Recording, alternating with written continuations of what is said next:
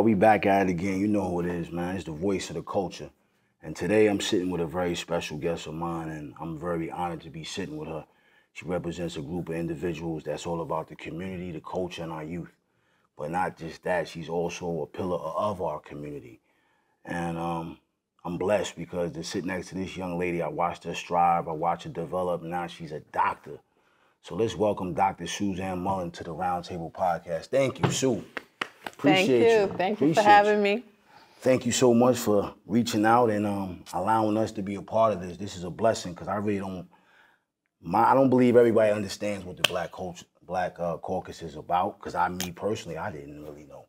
Okay. So to start us off, give us a small introduction of who you are. Okay. So I'm Dr. Suzanne Mullings. I'm a lifelong resident of Englewood, and I've been involved in a lot of different areas in our political realm. Most importantly, I was a past trustee of our Board of Education.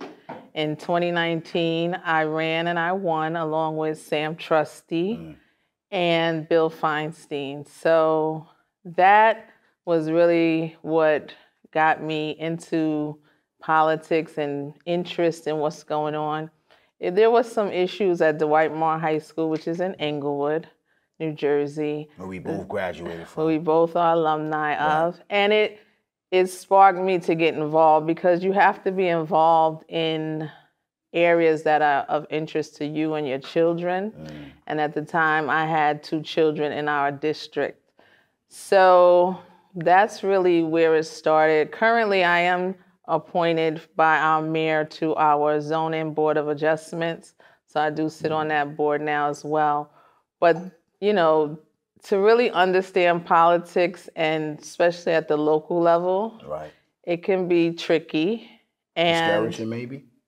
Sometimes, but I think we have to be engaged in learning what's going on in our community, because a lot of people say they're not into politics, but politics are into us. Right. And the decisions that are made ultimately affect us. But I don't think a lot of people really take the time out to understand that, okay, if you don't, your vote counts. Everything matters. You know, we sit around, oh, you know, what's it going to do for me? I think it's bigger than that now as you get more involved, because it's affecting our system, our children, especially in our community. Well, I think social media can be a help and a burden. The gift and the curse? The gift and the curse, because there's a lot of very short tidbits of information that people hear and they kind of run with. Okay. So I refer to social media, which could be like smoke and mirrors. Exactly. You have to really peel back the onion sometimes to understand what is being exposed, if it's truth or how much of it is not true. Okay. So, you know, from a local level, I'm going to just focus on that because that I think is what's really important, because right now we're in the midst of an upcoming presidential election, and a lot of people get pulled in different directions with the presidential election, who they're going to vote for and why. But at the same time, our local elections are very important. And I think that's what people need to understand as well. Yes. Because me personally, I didn't really take the local, our Englewood area. Oh, I'm not doing that. Now I'm more following, more aware, doing a lot more reading and paying a lot more attention because I'm a resident. That's great. So I mean, I think overall, I'm speaking for those that really don't pay attention. Overall, word of mouth is still very powerful. Of course, of course. So, you know, like-minded people do like-minded things. So if you're around a group of people that are discussing politics, discussing issues, concerns, even if they're complaints, you have to know what to do with it next. And the complaints can't just stay in your home or in your car or while you're on phone or on text. Right. We have to be present, and our presence is what really gets the attention of our politicians. Especially in the local. Especially in the local, because they want to know what we care about, and they want to be reelected. So if they usually go with the dominant group, because those are the groups that come out and vote. Right. So if you're not going to vote, you're not going to be a priority. And it's really that simple. And then you become a casualty of war, really, because you didn't participate in something that you're complaining about at the job, but not putting forth the effort when it's time to go vote. Right. It's funny, I'm gonna piggyback on something that you said about word of mouth.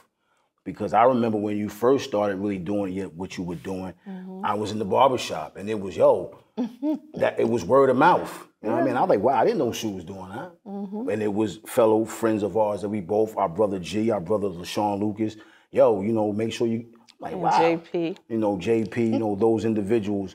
But and this was before really we were doing social media. Right. We were just talking. But I feel like the barbershop, us as men, is a great place that we get a lot of information in the barbershop. Why not get some community information? So now your journey is here, the Black Caucus. Right. So in Bergen County, we have 70 municipalities, 7 different towns, townships, that Black elected officials are only a small number. Wow. Okay. So we're less than 20 elected officials. In 7? Out of 70 municipalities. We only have 20 Less than 20. Less than 20 out of 7? Wow. 70. Why is that? You said 70? Yes, 70. Wow. Towns and municipalities, townships in Bergen County, and we're underrepresented. Why is that? So that's why the Bergen County Caucus was really developed. And I want to say redeveloped because we did have a subset of it some years ago with our now Senator Gordon Johnson. Okay. He led the charge with a similar platform. So I'm going to say revamped. So since 2023, just understanding the few Black elected officials that are in place, we need to do something to change that number. Right. And change our representation as a whole in Bergen County. So most of the Black elected officials and the Black vote in Bergen County hails from Englewood, Teaneck, and Hackensack. Right. So when you think of Board of Ed, you think of our council, our county sheriff, and those positions, that's where we find most of the few Black elected officials. Right. So right now we have some races going on in the county, and we still are underrepresented. So what we've done is we've highlighted those that are running, and made our platform very educational and a way to advocate for their presence. Right. Hopefully it will translate into votes, but that's our vision, to groom the next generation so that the next generation understands that at some point the older Black elected officials that are in place will move on, and we can cultivate a group that will represent the needs of the Black communities in Bergen County. Right. Now you name these Englewood, Teaneck, and Hackensack. Why is only those 3? Because that's where the population of Black people reside. And you're a lifelong resident of Englewood. Yeah. So over the past 20 years, you've seen the demographic change. Change? I seen a whole route 360. But it didn't happen overnight. No, it didn't. It happened, yeah, you're right. So now that I'm thinking about me being with my 20-year-old today, talking to him and him saying to me, what's the Black Caucus? So it was like, wow, now I really need to educate him because he's asking what, and I don't want to let that go over his head because he's now an Englewood resident. I think another important point that we should discuss is that a lot of the changes that are going to be made from the bottom up or the top down, and when I say that, that's from Board of Ed to President or President down to Board of Ed, are going to affect the younger people. Right.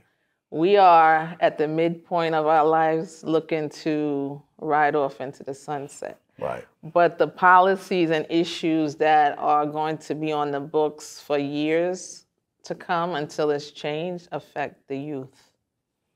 Starting at what, elementary you would say? Would you say that? Or would you go I would say like 18 Okay. year olds. Those that's out here about to change their lives into the workforce and start doing responsible Right, because they're things. going to start working. They're going to start to build their future. Right. And if there are things that are going to restrict that in any way, they need to know about it. So when students are trying to decide where they're going to go to college, if they're going to go to college, how they're going to pay for college, what colleges are offering certain, perks that make them attractive. Right. Older graduates are looking for administrations to write off student loans. We have 18-year-olds that are about to embark on heavy student loans. So what is that going to look like for them? They need to know which politicians have that interest in mind, if at all. Wow. It's funny you say that. So I'm going to play the advocate right now, because how do you get a young 20-year-old, I have one, he's not interested in this? Well, you have to find out what he's interested in. Right. Right? And not short term, but long term. And it may not happen all at once, but once you talk to your children about where they see themselves, what they want to do, that's where you could start to align them with even younger politicians that they may be able to relate to.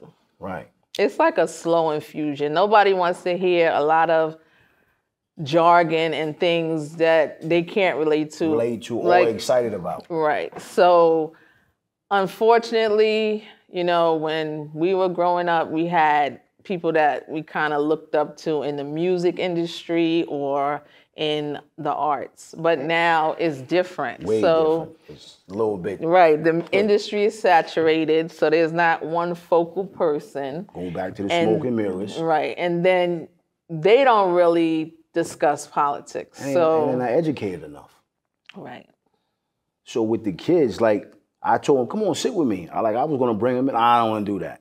A good place to start with kids is the Board of Education. Ask them what they like or don't like about their school district, what some of the changes they would like to see, because then they may be prone to understand their school council. Because that's pretty much like the first step of leadership in politics that they'll be. You know what? That's very good too, because a lot of kids don't understand. If they can, I've learned from being a father, and I'm quite sure you can understand it. They kind of listen to this over. They hear us, but they listen to this over here. Well, again, just from being involved with the youth and being pleasantly surprised in their participation, they don't always do what we think they do. Right. And I think we as parents have to take some onus that we may not have spent enough time grooming our children to do or understand the process of voting. Because if our parents did it and we have the responsibility to do it, then how come this now generation has no clue on voting?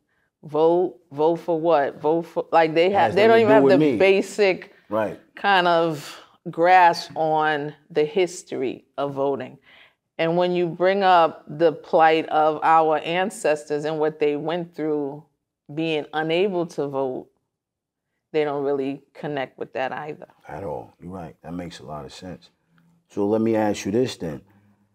With the youth, because I always see you guys always at different, like you was at the Whip Wop, out there with a lot of young kids. And what can you do to attract them? Like, it has to be things that have to be attracted. You know what I mean? As a youth, I feel like the kids need to be something to be attracted. I have a 16-year-old daughter. So I always ask her, what are your thoughts about today? Well, the most thing that attracts them is getting something for what they're doing. So we can offer them a financial incentive to help us out getting the word out. Right. I think that's fair, right? Because they're doing a service, they could be doing something else, and they are going to be paid.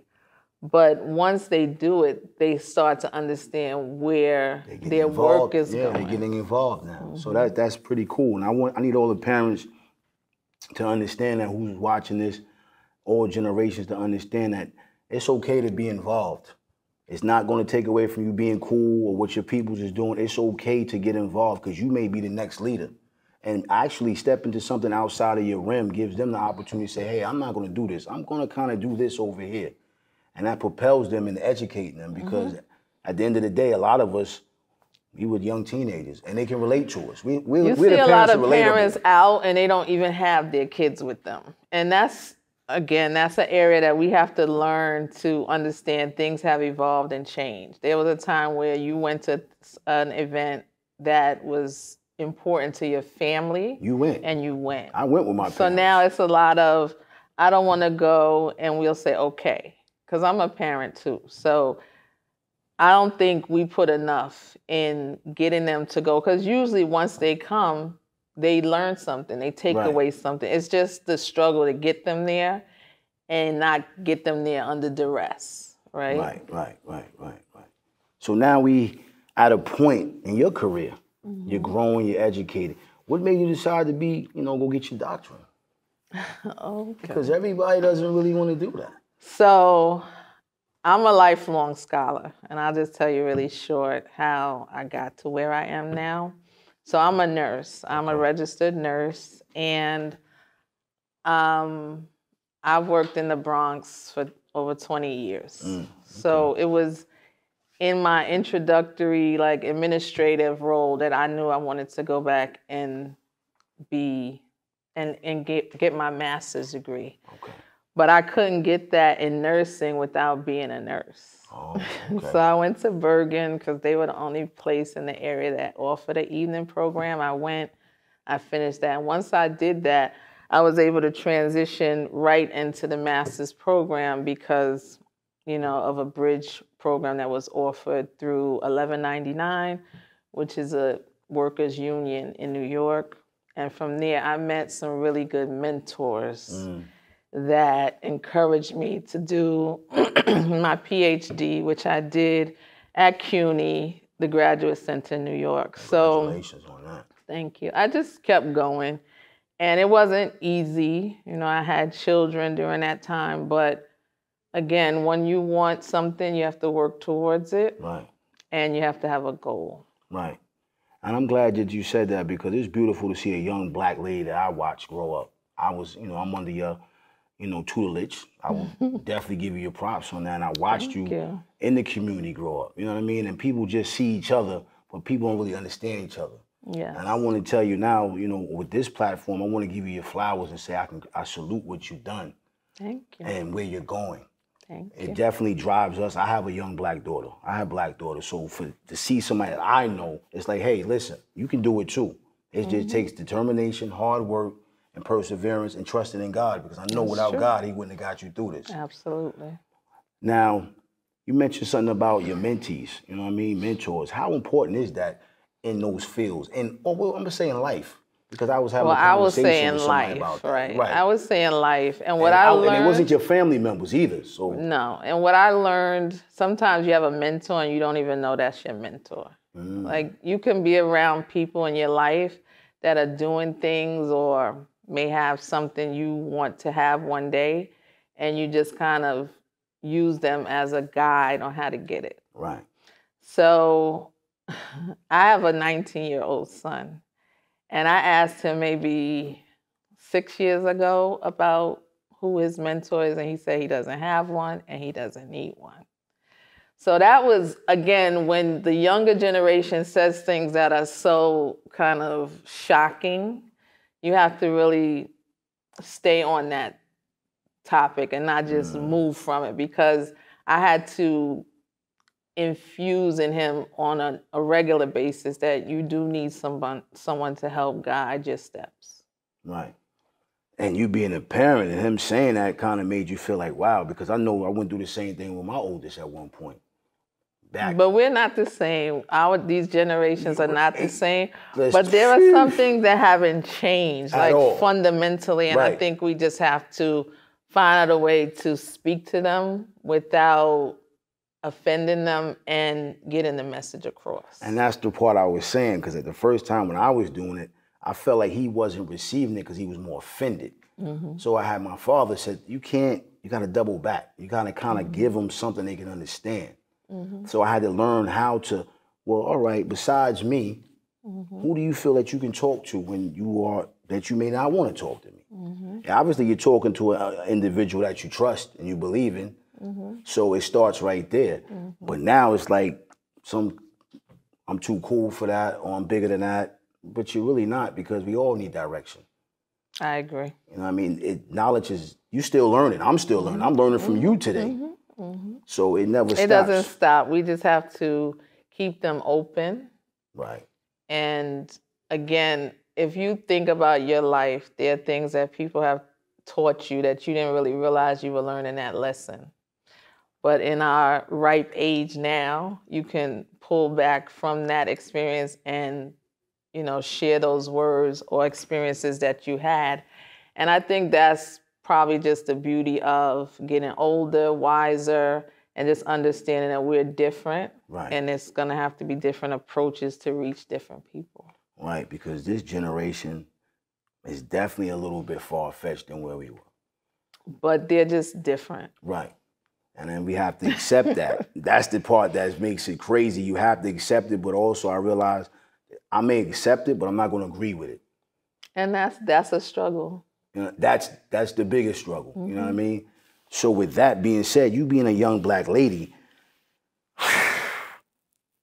these this music that's going on with these young black rappers, does it frustrate you knowing where you came from to where you at, striving to direct our young black women to the Black Caucus? You know what I mean? Because now it's like the music is so overwhelming. The music is not that different than what we listen. It's just in a different format. Right. Because when we listen to some of the songs we like, it's not particularly the most positive songs, but we rock to them for years. So right.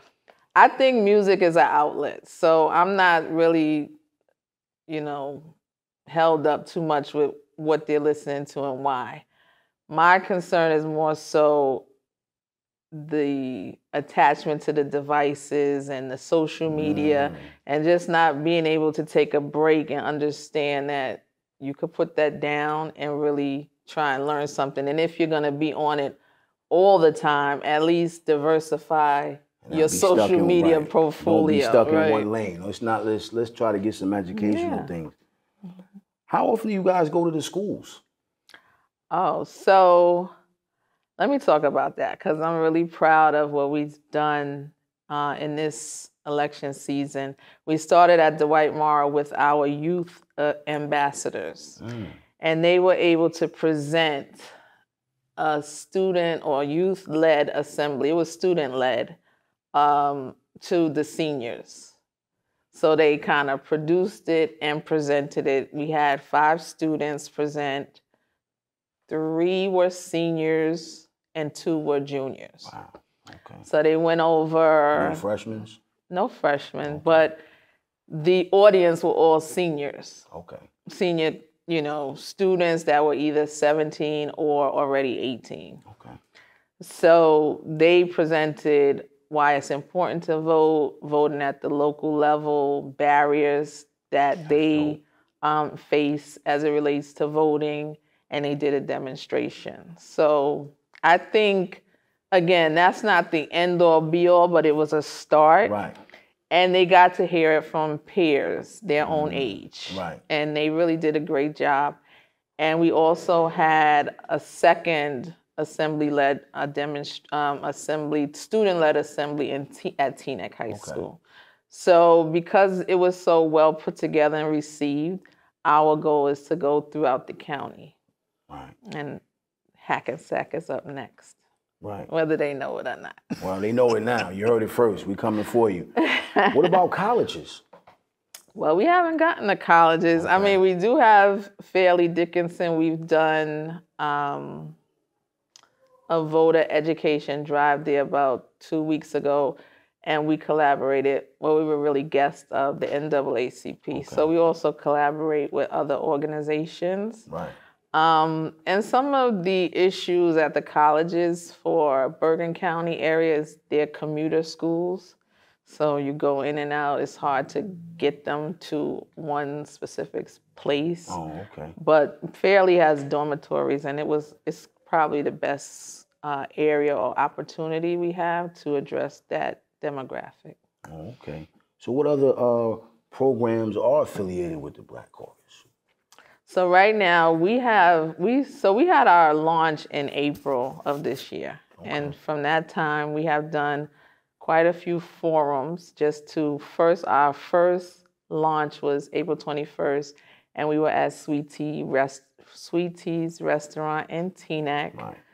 And we were able to bring in most of the Black elected officials so that they can address the audience, and it'd be a bi-directional conversation of what they need and what we need to be successful. Also announced the Bergen County Black Caucus that we were here, right, and what we were about to do in terms of the takeover. Right. Okay. So from there, we hosted a second forum in Englewood, okay, at Season, and we try to identify all the Black-owned businesses, right, to support them.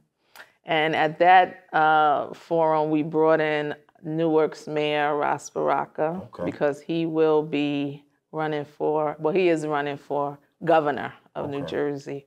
So he's setting up laying his foundation, right, to get his votes, because again, Bergen County turns out a significant number of votes. You hear that, y'all? We definitely bring them out, so that's a blessing. Right. So Newark is in Essex County. Right. But he has been in Englewood at least 3 times. That's good. So, it takes work to get people involved, to get people to know what's going on and stay engaged in his journey. So also we did another event. This was the Youth Forum in Englewood at Pinspiration, which is on Engle Street. And that's where we were able to really grab the attention of some really dynamic 18 to, now they're really 16 to 20-year-olds that understand the assignment and want to get involved. Right. We went to Hackensack as well, where so again, the mission is to get throughout the county, right, not just Englewood. But I'm from Englewood, so it is a little bit biased. Personal. It's a little personal. This is our home. This is our, we formulated our board of trustees. We have myself as the president. We have Jennifer Harrigan, who is from Hackensack, as our vice president. We have Kimberly Sparks, who is also from Englewood. She's our treasurer.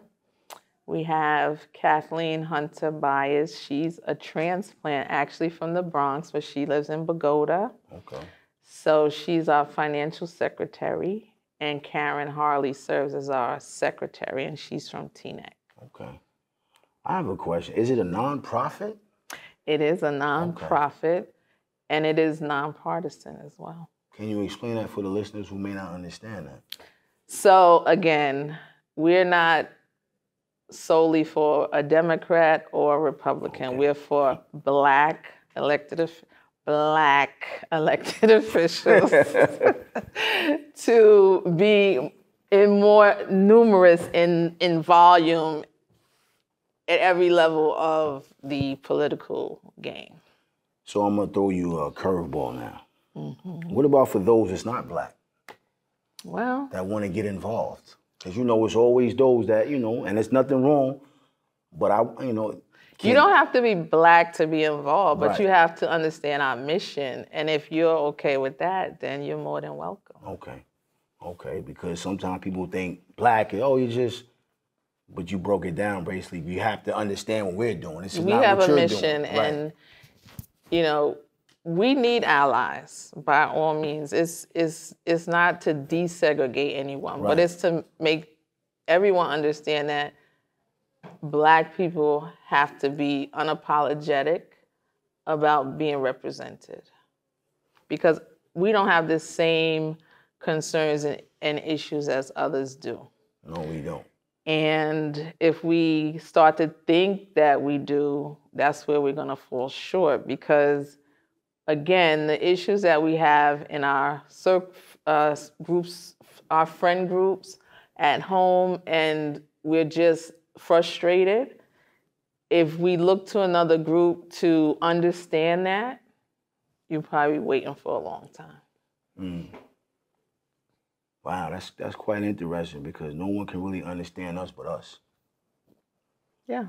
And that's really very important for us to understand that we really have to strive to stick together and be a unit and push each other. So I'll give you an example. I'm from Englewood, and I was on the Board of Ed. So concerns that come across the dais related to Dwight Moore High School or Genesee Dismiss or McLeod or Greco, right, you can understand not only from a personal but just historical perspective on where things are and where they need to go. Mm. And sometimes when you have people in position that understand that, you're not reinventing the wheel. Because with every change in leadership, someone has a bright idea that was already probably done, may or may not have worked, right?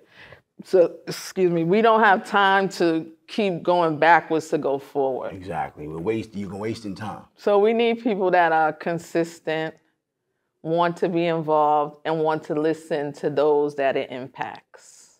And passionate. And passionate. Because if you're not passionate about it, what are you really doing it for? Because at the end of the day, passion is oversees everything. Mm-hmm. You know what I mean? Now, that time that you was on the Board of Education, you went to Dwight Moore, went to Genesee. I'm not sure what elementary school you went to. I went to Lincoln School, which is now 1 William. I'm I went to Lincoln about too. That. Right, but that's a whole nother topic that I wanted to discuss at one point. Mm-hmm. Why was that taken from us? But do you feel like, when I talk to a lot of different generations who went to Dwight Moore, they just feel like Dwight Moore is just sinking. Well, and that has a lot to do with its leadership. Mm. And we have a vested interest to have a say-so on who leads the district and in what direction. So one thing I want to say when I was a board member is that the audience at our board meetings, it didn't represent our community. Wow. So, why you say that? Parents need to understand that the public school is an investment. They need to know how the district is doing as a whole. Why we had 80% of the students that were doing poorly in math and reading, and what was going to be done about it. I don't think a lot of the parents don't really care that far. I think they're more concerned about in-house. But they have to care because they send their kids to school 8 hours a day. And you would like them to come out ready and prepared to go to the next grade. And when they reach 12th grade, able to do whatever they want to do with their life after high school. Yeah. But I feel like, like with the kid, like with our young athletes, I see a lot of our young athletes go to all these different schools besides Dwight Moore. Right. That takes away from Dwight Moore, I feel like, but it also makes a statement about Dwight Moore. But again, you have to be involved to understand the direction of the programs and where they're going. And if you're a parent of a sport or someone who plays sports, you need to be in tune with that because, again, a decision that's made today will affect tomorrow. Mm-hmm. It's not from yesterday is gone. Right. So if you see something and you want to change, you have to do something about it. Right. Because I feel like a lot of parents just don't really get involved till the kid is fucking up. Excuse my language, but until now you want to go to the school. Well, that's what we call. So that's what we call reactive. We have to be, as a culture, we have to be more proactive. Right. Mm-hmm. Let's stand tall the whole journey, not when the journey hits a roadblock. Mm-hmm. Because usually the roadblock is the signals are already there. Of course. But we didn't address them. Of course. Now, I got another question for you. Yes. They say Teaneck educational system is better than Dwight Moore's. Okay. I've heard that, but my thing is why is that important if we can come together to make a difference for our community? Like, why are we basing certain towns? And I'm only going by things that I've heard within my circle, because I have friends that's from Englewood. They live in Teaneck, so their kids go to Teaneck. And I've heard their kids say, I don't want to go there. We got to better. I'm like, well, you know, us from Englewood, we have to get more, like you said, proactive, go to these meetings. Mm-hmm. But I think the problem is that I don't think nobody really cares too much. I don't want to say that. But we have to start caring. If you want to see change, you have to care, right? Right. Because I always put things in context. You have a car, you don't care about it, it will leave you on the road. And that's what's happening. You have to take care of things. You have to care for them. You have to be involved. You don't have to go to everything, but then partner with someone who can give you the information when you're not available. You know, right. We have to go back to kind of building our circuit. If you and I are in contact and I know something that will help you or your children, then you should rely on me to give you the information. Right. And it's simple as that. You can't be everywhere, I can't be everywhere, but we can share. Each one teach one. Yeah. So if that's not going to happen and all we're concerned about is, you know, things of pop culture or things that don't really impact us, don't affect our homes, then we're kind of getting out of touch and away from what's important. So people do what they want, they attend what they want, exactly, when they want. So when they start to understand that where you live is important because that's your biggest investment, then I don't think once that message catches on, well, you know, again, they may think things are boring. I mean, we have to get out. For example, a lot of council meetings, I hear people say they don't want to go, it's too long. So how does that change? We have to say something, you know, have input on the agenda. You don't need to necessarily have something that affects the population at large at the end. Put it in the beginning or somewhere that's suitable for people to get there, get a full understanding of what's going on and be able to comment. Make it user-friendly, make it accessible, and things like that. And I think once you start doing that, word of mouth. Listen, this is what they're doing here. And you touched on it. Only when things are an issue, you see everybody come out. Everybody come out. Marching, pumping the fist. We got to do better. That's too late. Usually, that's too late. Yeah, someone's, no disrespect, someone's gone. We're saying R.I.P. So, and let's stop waiting for the last minute and let's get involved from the start so we won't have to say R.I.P. Like, for example, we have a gentleman from Englewood, Bernard Placide, that was murdered by a police officer. And he had an anniversary of his death maybe a month or two ago. But that's an issue that shouldn't have gone quiet because that same person could have been any of our children. You know what's funny? I didn't even know about that. Well, you should know, and you should look it up. Or I am. You can call me to get the information. Right. But what I'm saying is you can probably relate to Philip Panal. Right. Because that was during your time. Right. But that's the Philip Panal of 2023 or 22. I'm sorry for the date. Right. But his name still rings bells based on that incident. And, you know, we can't let things like that go quiet because it will happen again and again and again because you can't just have one person that's wanting to raise hell about it. You need the city at large to understand what's going on. Do you think the city of Englewood really cares about that? Well, the only way they're going to care is if the residents make them care. Right. Okay. I have another question for you. 5 years from now, where's the Black Caucus? Well, 5 years from now, the Black Caucus will be so powerful that we will run our candidates and they'll win because we're going to have that steam behind us where people understand that their support matters, their interest matters, and their turnout is going to make a difference. I need everybody to understand a couple of things here. And we talked about this. We all have to come out. I'm saying this directly in the camera. We have to stop talking and start coming out, and myself included. I'm holding myself accountable. I have to start being more present. I want to, because it's more than just me sitting up here having a platform. It's also me being seen in these buildings.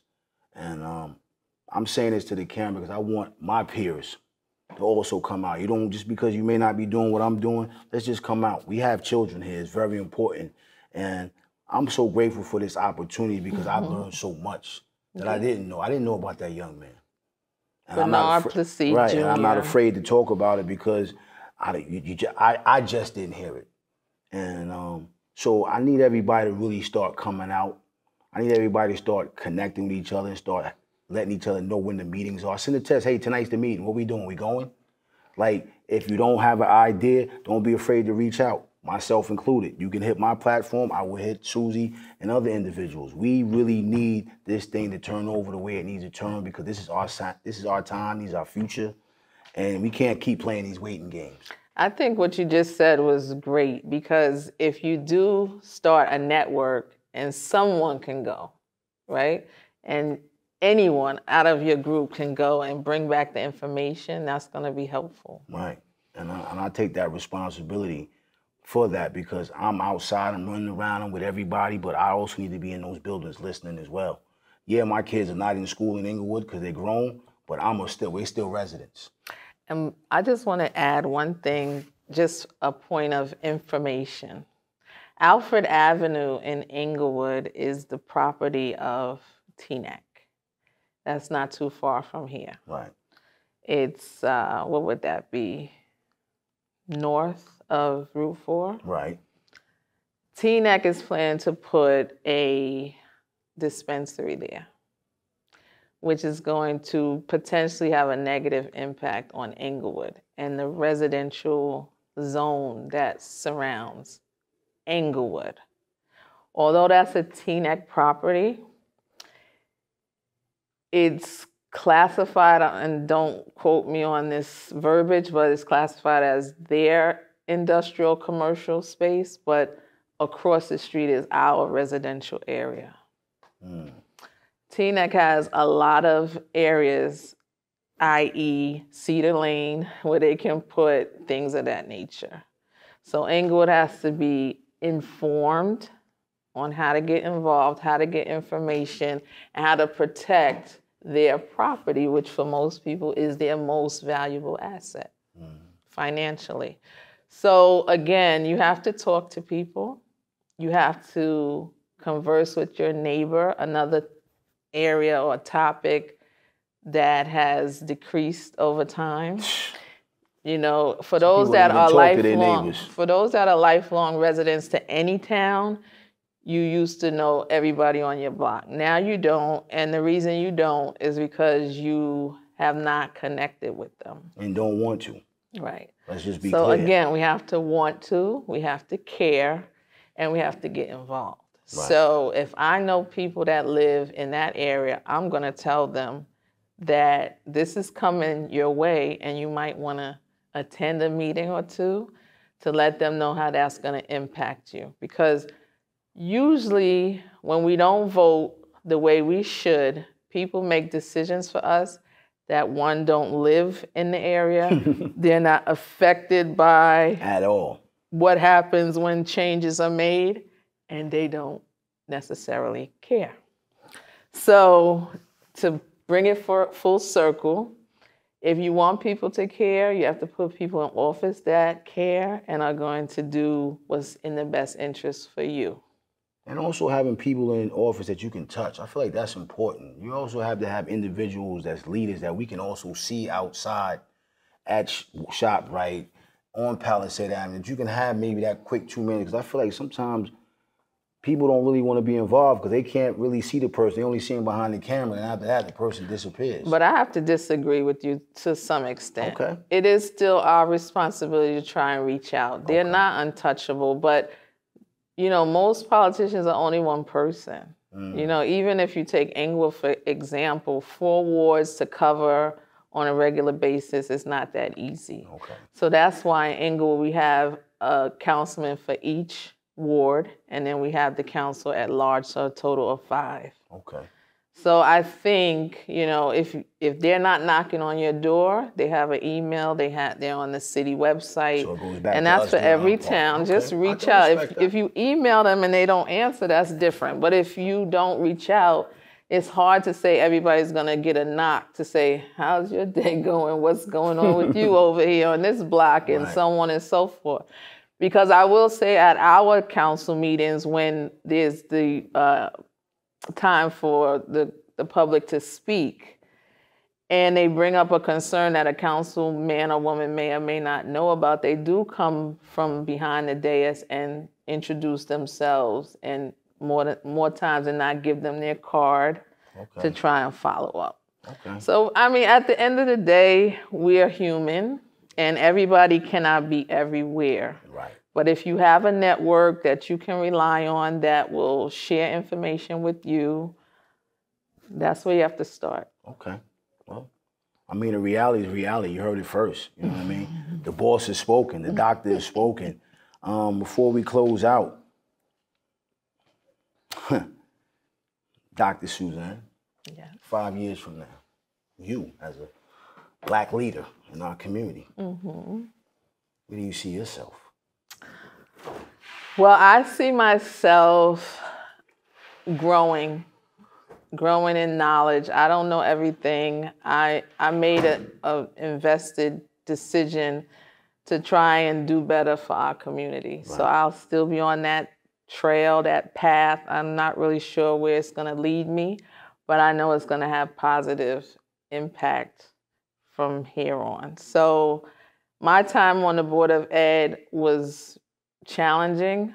With any board, any political avenue, you need the votes to push things through. So that's why you have to elect people with like-minded issues, with concerns that align with yours. Otherwise, it doesn't get done. So I only served 1 term, and I decided to do work on the other side to bring our community full circle by doing educational forums through leadership and advocacy. Okay, that's what's up.